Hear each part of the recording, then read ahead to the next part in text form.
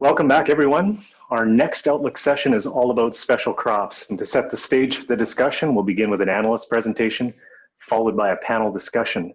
As a reminder, participants can ask questions of the panel at any time by using the Q&A function at the bottom of the screen. Our special crops session this afternoon is sponsored by Norseman Bulk Packaging. Norseman develops and supplies innovative products that convert ocean containers into bulk transportation systems. Thanks to Norseman for their continued support of the Canadian Special Crops Association. Okay, let's get things started. I want to welcome to the virtual stage Ms. Marlene Borsch, owner and managing partner with Mercantile Consulting Ventures, who will provide our special crops market analysis this afternoon. Marlene, over to you.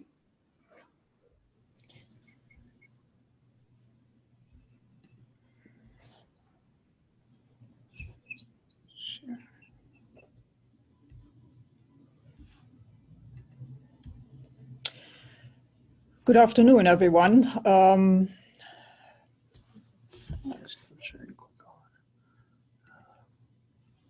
There we go. Now we are fully equipped. It is my privilege today to give the Outlook session for special crops. And specifically today, we will be talking about canary seed, mustard seed, and sunflower seeds. Exciting topic, and it will be a hard act to follow JP Gervais, but we'll take some of the clues from him in that he has actually a fairly positive outlook, relatively positive for the economy. As I said, we'll talk about three crops. And as you can see here, we'll talk about the production, some of the export and usage outlook, and put them in the global context and try to come up with some ideas on the price movements. So for all three crops, we'll follow more or less the same pattern. And we will start with canary seed today. So this is a little bit of a busy slide, and it actually summarizes some of the basics that we want to start our thinking with about the crop. And what you see here is basically the acreage production, supply, and then the demand side leading into the carryout for canary seed. Yield is on the top, and I put it on the top specifically because if you want to change some of the yield assumptions, you can do so and the rest of the numbers will follow. I circled the Mercantile 2020-21 forecast for this year because it's a little bit different from the StatScan numbers, which are on the right-hand side for comparison. So you can see for the 2020 year, there is no major significant change in acres. We're assuming 285,000 acres. And I know there has been a little bit of discussion about that. We're using still a 1325 pound per acre yield. So that gives us just over 170,000 tons production. And that would be a 10% increase. But when you look at supply, because ending stocks have been relatively slow, it's only a 4% increase in supply. As we will see, exports have been fairly even, and we are using 160,000 tons for the coming year. We will look at the detail. And that would leave us with an 8% stock use ratio at the end of the year, which is also pretty constructive. This gives you a picture of the breakdown of major export destinations for canary seed. And we use the 1920 actual exports for this year, and since we got July numbers recently. And you can see the important parts of the pie are really Mexico with 22% and the EU combined with 26%. And then we have some smaller destinations like US, Colombia with 5%. Indonesia actually has been growing. They're at 7% now, and some of the other smaller destinations. So that gives you a good sense of where the impetus for demand really comes from on a yearly basis. Beyond that, we also want to look at trends and what have exports been doing over the last number of years. And on the top, you see all combined exports since 2013. And really, it's a fairly even picture. We are seeing 150 to 170,000 tons. And I would say that some of that is really based on the level of production that we have. When you look at the bottom of the slide, it gives you exports by destination over those same years.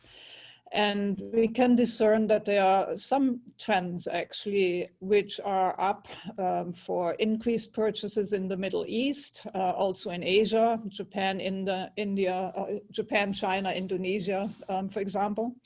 And they are somewhat down in South America, and I would say that's because we're also seeing some competition by Argentina. So major competing countries into South America, or major competition in terms of production, is Argentina. And I'm showing production, exports, and acreage actually since the year 2010.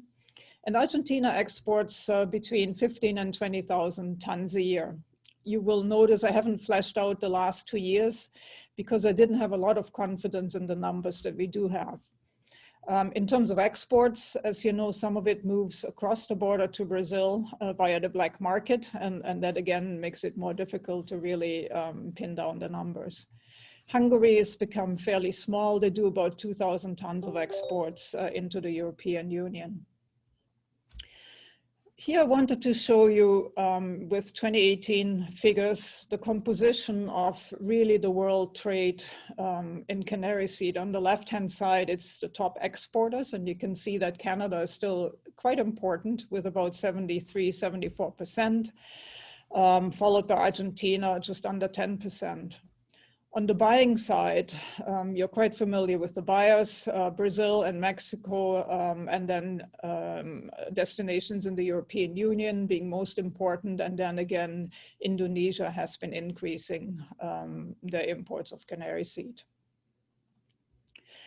In terms of trends, this shows you again exports and import growth. And you can see that actually we have lost tonnage over the last number of years. So our exports are actually down overall. So that's depicted in the red color on the left-hand side. And on the buying side, you can see that the Mexican market has actually contracted a little bit, whereas again, the EU and Brazil have actually increased in terms of buying of canary seed. So when we want to summarize the basics of the canary seed market, we are looking at an increase in production by about 10%.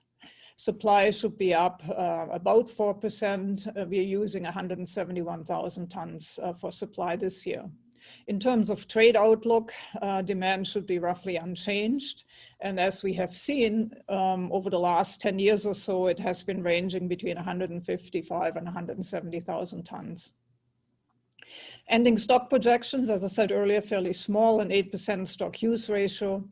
And I would add to that that some of the old crop hidden stocks that we have been seeing in the market for many years that are very hard to ascertain in terms of volume have been sold, in our opinion, when we hit the 30 cents in the last crop year.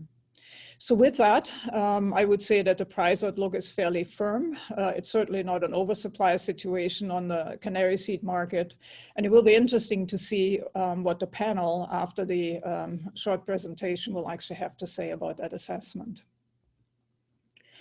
With that, we will move into mustard seed. And again, following the same pattern, here's the balance sheet outlook for mustard seed. The 2021 year, again, circled on the right-hand side. And I should emphasize, these are our own numbers. They differ a little bit from the StatScan numbers that have been coming out. Again, the yield on top, and then production, supply, and the usage numbers all combined on the right-hand side. We think acres have fallen about 22%. And that leaves us with about 310,000 acres. Production will be down 16%, and we're looking at 113,000 tons. And that leaves us also with a reduced supply of about 176,000 tons. We think exports will mirror more or less exports from the last year, and ending stocks for mustard seed look to be about a 13% stock use ratio. Which again is also down from the previous year. On mustard seed, I also thought I'd show you the developments of acreage by province. And you can see particularly the last 2 years, I put a little trend line in red on there. We have seen reduced acres. It's a bit of a concern, certainly for the participants in the mustard seed industry. You can see the main players are Saskatchewan, Alberta, and to a very, very small degree, if at all, in Manitoba. So one of the questions maybe the panel might want to discuss as well, can the slide in acres be halted or reversed? We know there are some breeding efforts being done, hybrid brown mustard seed efforts, and also there's work on a synthetic yellow mustard variety. And I would say that higher yields would certainly help repair the competitiveness of mustard seed in the cropping system. Though, as we all know, with canola acres being very, very strong on the prairies, it's become a little more difficult for the mustard industry. In terms of export destinations, here's again a depiction of the breakdown by the major buyers for mustard seed. You can see that the United States is very dominant. In 2019, 52% of all our shipments went into the United States, followed by Belgium, 14%, 5% to Japan, 3% to France, and some other European destinations again. On the top of the slide, we're looking again at export trends, and you can see that mustard seed exports 2010 forward have actually fallen. We are down about 13% over the last 10 years, and even down 2% over the last 5 years. The range is about 110 to 133,000 tons. If you look at the bottom of the slide, again, I've broken it down by destination, and even to our most important destination, the United States, exports are down 6% over the last 5 years, and to Belgium down by 6%. We have seen some increases in some of the small destinations like Switzerland and Brazil and Senegal. Mustard seed is traded internationally, obviously, so I'm breaking down here or depicting top exporters using 2018 numbers. On the left-hand side, you have exporters, and you can see the importance of Canada with about 36% of the world's mustard seed exports, followed by Russia and Germany. And on the import side, you can see very important still Germany, followed by France and the United States. In terms of major export trends, again, I can emphasize that we have lost tonnage in terms of exports in Canada. There have been major gains by Russia, but also some decreases by the Ukraine. And these colors, again, red depicts losses, whereas blue depicts some of the gains.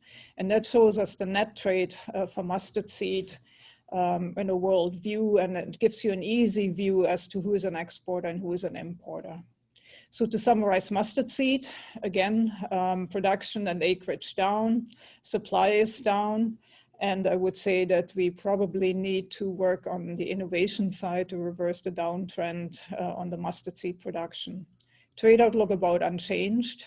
Ending stocks, very small 3% stock use ratio according to our numbers. And that leads us to say that the price outlook is firm. And I would like to add that we probably need a very good price picture for the second half of the crop year in the hope to rebuild acres for the coming year.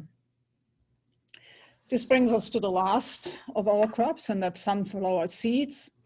And on sunflower seeds, I've based most of our numbers on StatScan. And again, we are showing 2018-19 into the forecast for 2020-21. Again, a reduction in acres to about 70,000 acres, so it's become a fairly small crop. Production roughly unchanged and supply down about 4%. Ending stocks around 95,000 tons, which would be unchanged. Again, I would like to look at acres, and you can see that on a 10-year picture, we have lost quite a bit of acreage. But the picture stabilized basically 2018 forward to some degree. Sunflowers are interesting in that we both export and import a significant tonnage. On the export side, we ship 88 to 95% of our sunflowers into the United States, and then we have smaller destinations like Japan and Chile. And on the flip side, we actually buy most of our imports from the United States, ranging from 63 to 80%. But I would point out that China and Bulgaria are gaining some of the market share on the import side from the United States. So exports have dropped.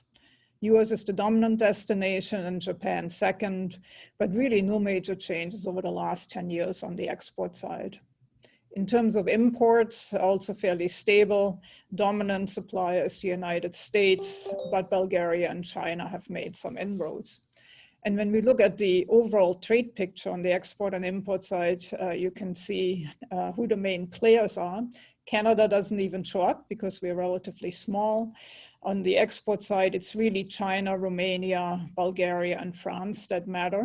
And on the import side, it's Turkey, Spain, Russia, and some of the European nations that really do matter. In terms of trends, you can see again, it's color-coded. Blue are gains and red are some of the losses. And Canada, again, is a very small player here and doesn't show up. But in the summary slide showing the net trade, it gives you a handy summary as to who the exporters and importers are. These are 2018 numbers, and in that year, Canada was actually a net importer of sunflower seeds.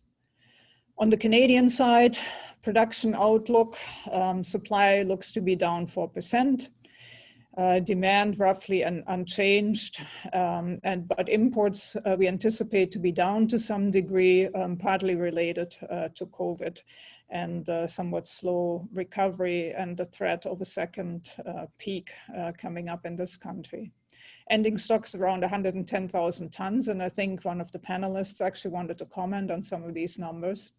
And price outlook to me is a little bit hard to discern, so I'll be looking for comments from the panel to flesh that out. So with that, I think we are out of time and we can move into the panel discussion now. Excellent. Thank you, Marlena, for your insights. Hello, everybody. My name is Nathan Buehler, and I'll be your moderator for this panel. For those of you that don't know me, I am a marketing manager at Schooler, and I also serve as the CSCA Vice President. Let me introduce the panelists.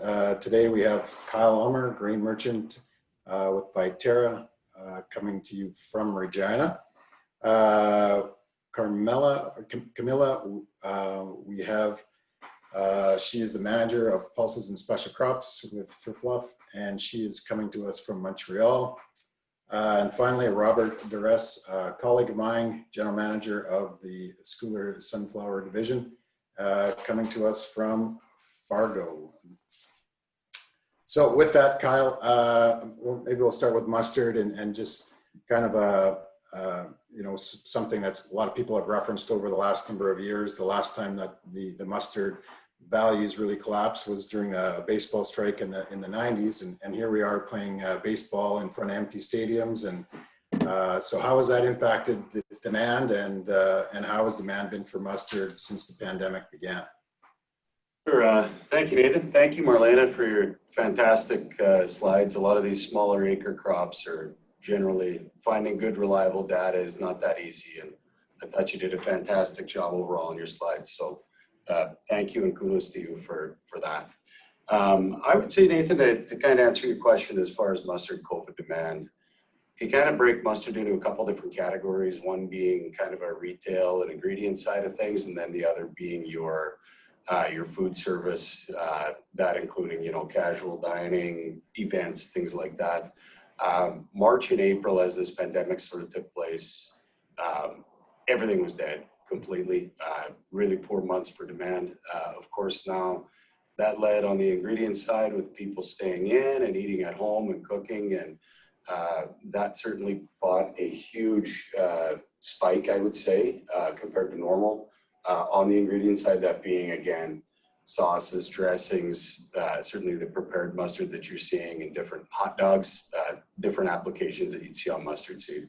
The other side of it being, speaking to the events and food service, obviously breaking that a couple more times, I guess I would say that the fine dining or the events dead. I mean, we still haven't seen restaurants or events, as you referenced, really return to normal just yet. So that certainly has seen as a huge negative as far as a demand pull. Flip side of that is some of the call it quick dining, call that fast food. A lot of these places have been set in portion pack business. A lot of them have been set up for drive-through service, for delivery service, sort of throughout, just by their nature. And some of those have actually stood in quite well. They certainly saw a decrease in demand, but not to the extent that certainly the fine dining side saw. So overall, demand was off somewhat from what we would normally see. That being said, the retail and ingredient side, coupled with some of that quick service, helped cushion some of the blow, but probably not entirely, which was obviously reflected in our exports being lower year over year again. Excellent. Thanks, Kyle. Camilla, Marlena mentioned, rising production in Russia, maybe tailing off somewhat in Ukraine as it relates to mustard. How has this had an impact on the European market? Yeah, so actually Russia is not really a very big competitor for the European market. The production regions, they're around the Volga River and then also in the Ural Mountains. And it's further away. So and they're also going into more in the oilseed business. So it's more like Ukraine that would be a competitor for Canadian seeds. Excellent. Okay, thank you. Robert, just maybe switching gears a little bit to bird food. Back in March, I think we had Walmart and some others, deem bird food a non-essential item and weren't, allocating any resources to handling it, whether that be in their warehouse or on the store shelves. How did this impact demand and how did we get here? Well, quite frankly, Nathan, it offended some of us who thought bird food was an essential item. The pandemic has affected us all somewhat differently, obviously. We went through a period, the industry, in late February, March, April, where all of the resources were at a retail level were allocated to stocking essential items, toilet paper and hand sanitizer and water. A great movement there. And the bird food and other items waited patiently. And then in May, when everyone's still at home and it's summertime or it's spring, on our way to enjoying our summer hobbies, it just really thrust forward where birding now has been the second largest hobby, second to gardening. But for people being home that needed something to do while they are at home, and black oil sunflowers in Canada and the US are about 45%. The production, 45% of it goes to bird food. There was a great pull from the market to stock those shelves. So here we are in mid-September, and the entire manufacturing industry that puts these retail packs on the shelf still hasn't caught up. So a great new surge in business, 50%, 80%, 100% more than normal. And we're hopeful that this trend is something that a hobby that people have adopted now and will become a part of their lifestyle. So it's been fantastic for the bird food industry. And that also reaches out to other commodities like millet, canary seed, milo, cracked corn, a number of other things as well. Excellent. Thanks, Robert. Kyle, as you mentioned, it can be difficult to put together some accurate numbers on some of these smaller special crops. So, I think people would be interested to hear your comments in terms of, the canary acres this year, and if you could comment a little bit on the carry in stocks that we brought in from 2019. Yeah, absolutely. Thanks for the recap there, Robert. That was interesting for me as a canary seed guy, but not having access to the other products. It's very informative and helpful for I think for most on the telephone actually, or on the Zoom call. Canary acres, I guess let's go back. Let's go back 1 year ago, and speaking to the reliability and some of the confusion that can exist with some of these crops, and canary, of course, is notorious. This time last year when we were doing this event, the August Stats Can report pegged canary seed production at 70,000 metric tons, which 3 weeks ago, they had revised that number for this past year's production to 175,000 metric tons. So again, it speaks a little bit to some of the uncertainty that lies, and certainly as Marlena mentioned in her report, to some of those old on-farm stocks that were clearly either misreported or somehow missed. So I do think that right now, Nathan, we're